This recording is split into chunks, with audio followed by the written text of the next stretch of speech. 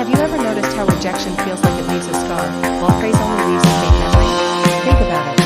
You could have been appreciated at work, complimented by friends, or even loved deeply by someone, but then one rejection, one negative comment, one moment of being left out, overshadows everything else.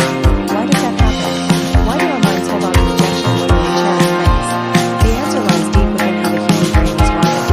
Our brains have evolved over thousands of years to prioritize one thing above all else, survival. And for our ancestors, rejection was not just an emotional experience, it was a threat to survival. In ancient times, you accepted them providing safety, protection, and food. Rejection, on the other hand, could mean isolation or death. So naturally, the brain developed an alarm system that makes rejection feel dangerous, and that alarm still rings loud in our modern lives, even though rejection today is rarely isolated. But there's more. Neuroscientists have discovered that rejection activates the same areas in the brain that process physical pain. Yes, your brain treats social rejection almost like a physical injury.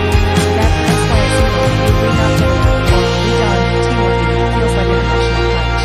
Praise, while pleasant, doesn't trigger this intense survival response. Our brains don't see compliments as urgent. They feel good, but they don't scream danger. That's why we can forget compliments so easily but keep playing rejections over and over in our heads. Psychologists also talk about self-esteem negativity bias.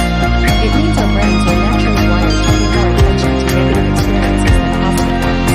This bias was useful when our ancestors needed to remember which plants were poisonous or which traps were dangerous. But in today's world, it makes us remember every painful rejection and our brain is saying, don't ever let this happen again. Meanwhile, praise just feels like a nice moment, pleasant, and not vital for survival. Here's another interesting part. Rejection often attacks our sense of identity. Praise often affirms what we already believe about ourselves, but rejection questions it. If someone tells you, you're smart, it feels good, but it doesn't fundamentally challenge who you are. But if someone says, you're worthless, even once, your brain sees it as a threat to your self-image, your place in society, and even your future. That's why it cuts deeper and stays longer. So, what can we do about it?